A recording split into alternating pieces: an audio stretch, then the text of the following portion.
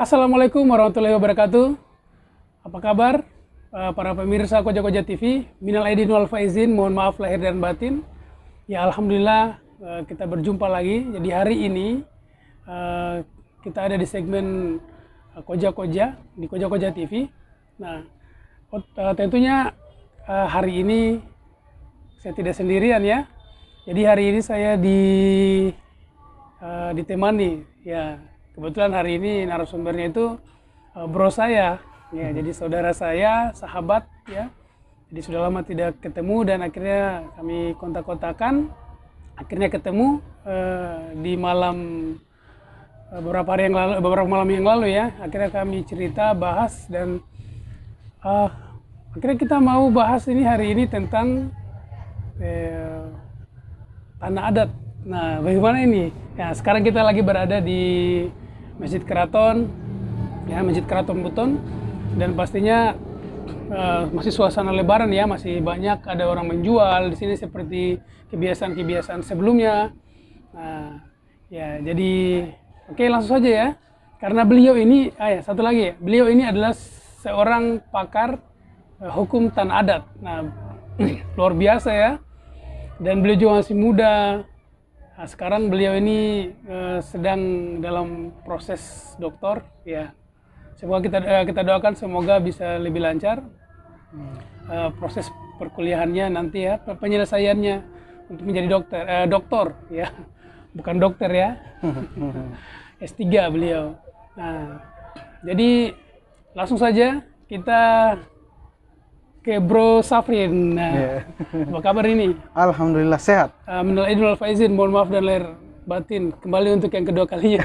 Amin, mohon maaf lahir batin juga. Ya, jadi bagaimana nih sekarang kegiatannya apa saja nih? Untuk saat ini kegiatannya itu masih tetap dalam proses penyelesaian program doktor ilmu hukum. Saat ini saya sementara sibuknya melakukan penelitian disertasi saya, penyelesaian disertasi saya di 4 lokasi penelitian ya. 4 lokasi ya? Apa-apa saja nih kalau boleh tahu nih bro? Jadi lokasi penelitian saya itu ada di Kabupaten Bombana, tepatnya di Kabaena, Pulau Kabaena, kemudian Kabupaten Buton, Pasarwajo, kemudian Kabupaten Buton Selatan, dan terakhir itu ada di Kota Kendari. Wah, jadi terbang-terbang ini ya. Ngeri juga itu. Iya. Terus kalau yang sudah dilakukan penelitian ada tidak ini daerahnya? Daerah mana saja ini? Ya, untuk lokasi penelitian yang sudah saya ambil datanya itu ada di 2 kabupaten. Pertama Kabupaten Bombana, kemudian ada di Kabupaten Buton ya. Kabupaten Buton. Tepatnya di Kongkongkea. Dan di Kongkongkea, kemudian Wabula dan beberapa daerah lainnya juga. Itu menarik ini, karena kita tahu kan Kongke itu di sana kan masih banyak hutan ya. Ya. Masih banyak hutan. Ini saya mau tanya nih, kebetulan kan di Kongke kira-kira ada kendala-kendala di sana mungkin untuk ketika lakukan penelitian dari segi bahasa, mungkin apa yang dipakai bahasanya di sana atau gimana? Kalau tantangan untuk penelitian karena bidang konsentrasi saya kan bidang hukum adat. Tentu kearifan bahasa dari masyarakat setempat itu jadi kendala buat saya, sehingga kadang saya harus memakai jasa orang-orang setempat untuk memandu menerjemahkan bahasa yang saya tanyakan kepada mereka. Itu yang pertama. Yang kedua, budaya mereka itu cukup tertutup terhadap orang asing. Itu budaya ya. Jadi ini tantangan buat kita bagaimana agar budaya mereka juga menerima kedatangan kita sebagai peneliti. Tentu di dalam proses agar saya bersatu padu dengan budaya mereka, saya mengikuti adat istiadat mereka. Contohnya pada saat itu saya ada upacara adat, saya juga ikut masuk dalam upacara adat itu.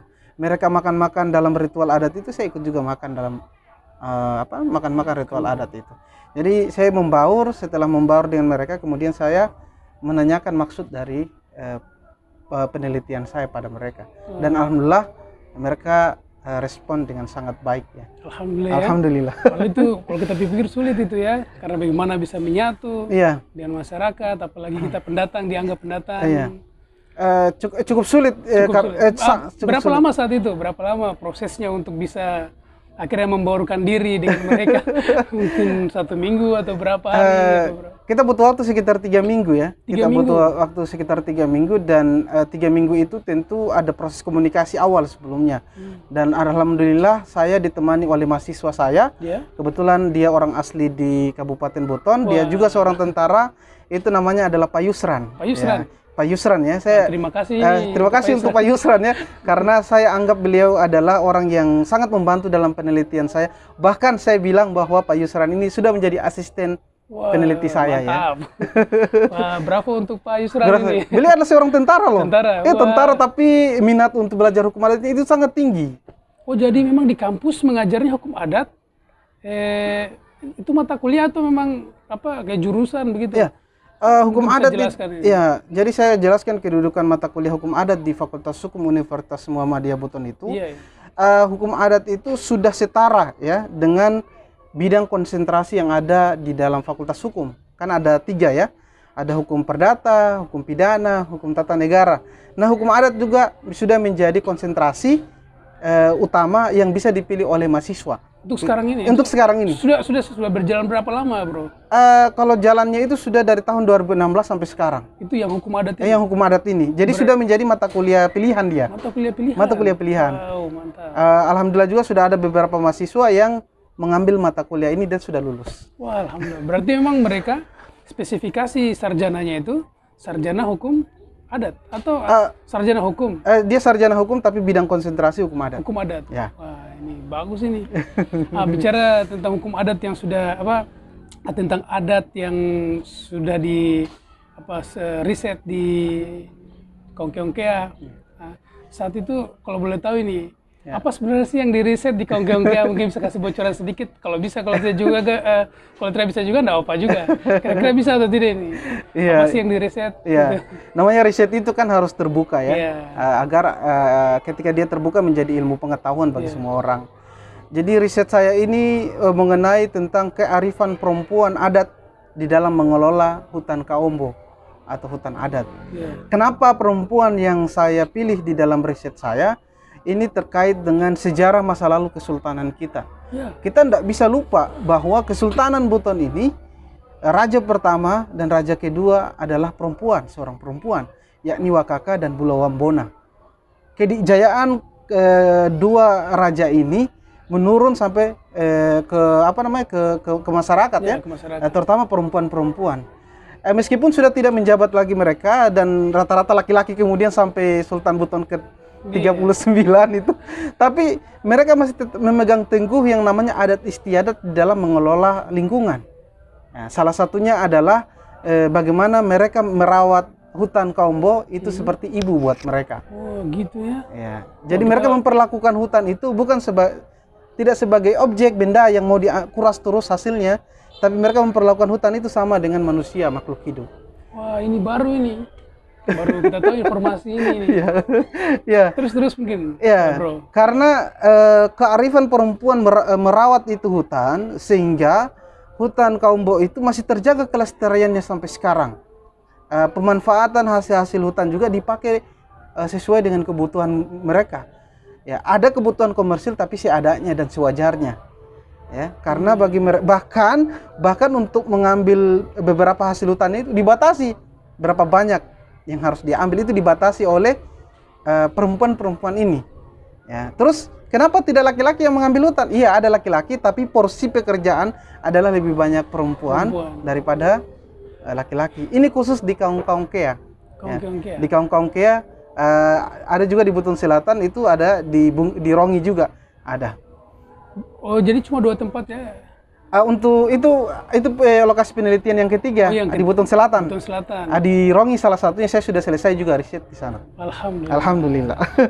Ya, jadi memang perjuangannya luar biasa ya. Ya. Jadi perjuangannya Bro Safrin ini untuk artinya begini ya, kalau kita mau bilang beliau ini satu-satunya yang ada di Kepulauan Buton saat ini yang tentang spesifikasi ilmunya adalah hukum adat, hukum tanah adat ya.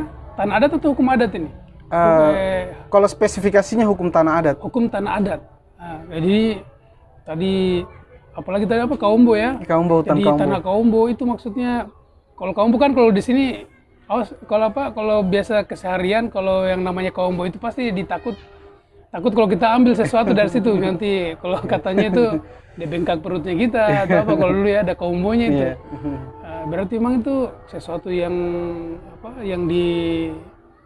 tidak boleh tidak diperbolehkan untuk masuk ke dalam ya. Yeah. Gitu, wah luar biasa. Nah, bicara tentang adat, tanah adat, nah sama ini kayak sekarang kita lagi berada di area Benteng Keraton. Nah, tadi kan di luar area Benteng Keraton, sekarang kita di Benteng Keraton. Kira-kira menurut apa yang sudah Bro Safrin pelajari dan sekarang sudah menjadi pakar ya, pakar dari hukum tanah adat.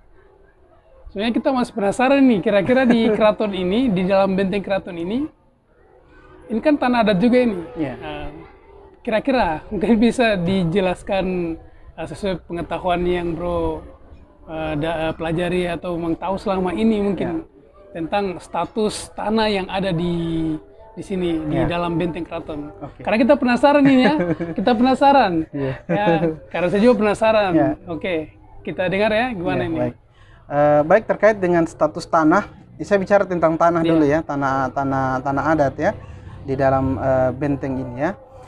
Di dalam perspektif hukum tanah adat Buton, tanah adat itu kita sebut dengan tanah kadie.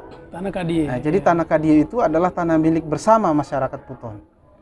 Karena dia disebut sebagai tanah milik bersama, maka kepemilikan tanah itu dimiliki secara bersama-sama. Nah, jadi kalau dia kepemilikan secara bersama-sama, tidak boleh ada satupun orang per orang memiliki tanah kadie itu. Ya, contoh kan di sini Bro, ada kan 70 kadie, 72 kadie, 2 kadienya ada di dalam dan 70-nya ada di luar. Nah, kira-kira ada tidak perbedaan status kepemilikan tanah seperti tadi mungkin Kaumbo atau apa tadi mungkin Bro bisa sampaikan juga di sini ya. Sebagai pengetahuan untuk kita semua. Baik, untuk klasifikasi tanah yang dimiliki oleh 72 kadie itu secara pengaturannya menurut hukum adat di Buton itu dibagi menjadi 2 jenis ya, 2 jenis tanah. 2 kadie yang ada di dalam benteng ini ya, itu Kelurahan Melai dan Kelurahan Badia itu ditetapkan sebagai tanah Turakia. Maksudnya apa itu Bro? Jadi ini satu jenis tanah yang mempunyai status hak pakai secara turun-temurun. Hak pakai secara turun-temurun. Hak pakai secara turun-temurun. Sedangkan 70 kadie yang ada di luar kadie inti ini, Melai dengan Badia itu diberikan dengan tanah Katampai. Ya, tanah Katampai itu adalah tanah dengan hak milik. Hak milik. Ya, hak milik. Berarti Bro dalam benteng ini di 2 kadie ini berarti memang itu hak pakai. Iya, hak pakai. Jadi di dalam benteng ini itu dia hak pakai secara turun-temurun. Terus kalau misalnya kan sekarang ini kan rata-rata orang punya sertifikat. Nah, dan kebetulan kami juga pernah lihat itu ya, bahwa ternyata di dalam benteng keraton ini ada juga yang punya sertifikat ya, walaupun mungkin sertifikatnya itu hak pakai. Kira-kira misalnya kalau ada mungkin yang lain juga akhirnya membuat sertifikat, itu bagaimana Bro? Kalau ada yang membuat sertifikat di dalam tanah ini, tentu ada 2 hukum yang dilanggar. 2 hukum? 2 hukum yang dilanggar. Pertama adalah hukum adat itu sendiri, dalam hal ini hukum tanah adat di Buton. Jelas bahwa di dalam ketentuan hukum adat di sini disebut sebagai tanah hak pakai secara turun-temurun. Secara turun-temurun. Filosofinya kenapa Sultan pada saat itu memberikan wilayah ini sebagai tanah hak pakai, oleh karena di sini kan pusat kesultanan pada saat itu.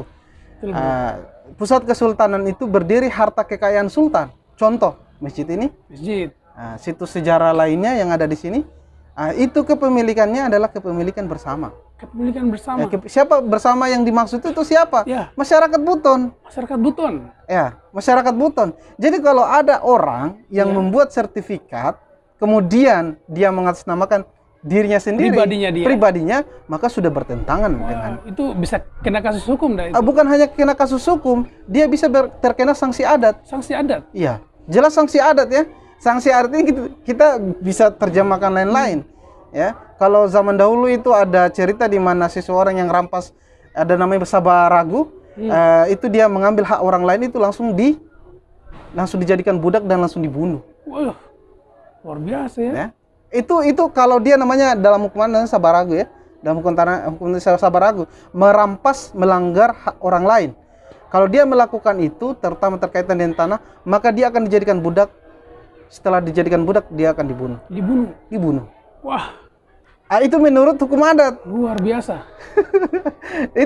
itu baru dari sisi hukum adat ya. Kalau dari sisi hukum positif, wah lebih fatal lagi, bro.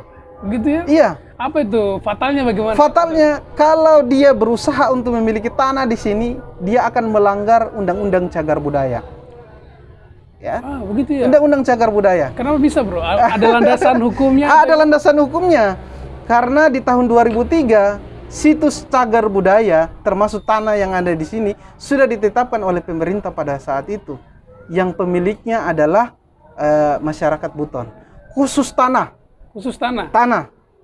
Masyarakat Buton. Jadi kalau ada orang, kenapa disebut masyarakat Buton? Itu tadi asal usulnya karena dimiliki oleh banyak orang. Kalau pemilikan satu orang, maka dia batal demi hukum kepemilikan itu. Kalau batal demi hukum, maka sertifikatnya tidak bisa dipakai. Gitu ya? Iya. Kalau misalnya pengelolaannya oleh pemerintah. Iya. Ini nih menarik. Iya. Kira-kira bagaimana, bro? Kalau pengelolaan oleh pemerintah selama ini yang berada di dalam benteng ini, contoh misalnya ini tiang bendera. Memang kalau dilihat di dalam landasan hukumnya ini, situs cagar budaya ini itu rata-rata penguasaannya oleh pemerintah. Terutama Kastuna Sombi ini, kemudian Masjid Keraton juga ini itu kepemilikannya oleh pemerintah Buton pada saat itu. Tapi tanahnya milik masyarakat Buton. 2000 lebih meter persegi. 2400 ya betul, 2400. Itu jelas di dalam surat keputusan Menteri Cagar Budaya tahun 2003, kepemilikannya adalah masyarakat Buton. Masyarakat Buton. Nah, ini yang menarik. Ini selaras dengan perintah Sultan pada saat itu, bahwa tanah yang ada di benteng ini adalah tanah hak pakai secara turun temurun atau tanah turakia pada saat itu. Wah. Jadi ini sejalan memang hukum adat dengan hukum positif.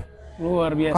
Kalau melanggar, maka ini melanggar juga tatanan hukum adat kita, merusak hukum positif juga kita. Dan kalau melanggar hukum adat, dikena sumpah, dikena bala. Iya, dikena bala. Tanah Buton. Iya, dikena bala. Jadi balanya tadi itu jelas ya, bahwa dia akan dijadikan budak, kemudian dia akan mati dengan sendirinya. Wah, itu. Dan dengar-dengar itu biasanya itu 7 turunan. 7 turunan. Itu bahaya memang. Betul. Ya, jadi yang tinggal di dalam benteng keraton, ya jangan disertifikat untuk kepemilikan ya. Karena kan jangan sampai ini karena ketidaktahuan, karena merasa sudah hak miliknya dan per generasi mungkin tidak diceritakan, akhirnya disertifikatkan dan akhirnya jadi masalah di kemudian hari. Gitu. Oke, sebenarnya kita mau banyak bahas ini, tapi kayaknya kita lanjutkan lagi nanti ya di sesi berikutnya.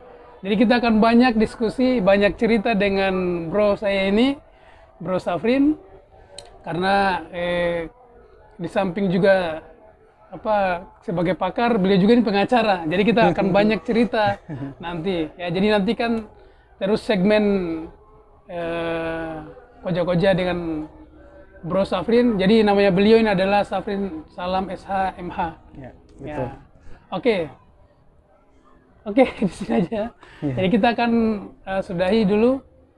Jadi closing statement tidak ada ya. Tadi sudah terclosing ya. Karena kita nanti akan lanjutkan lagi ya. Oke, terima kasih. Assalamualaikum warahmatullahi wabarakatuh. Terima kasih, bro. Ya, terima kasih.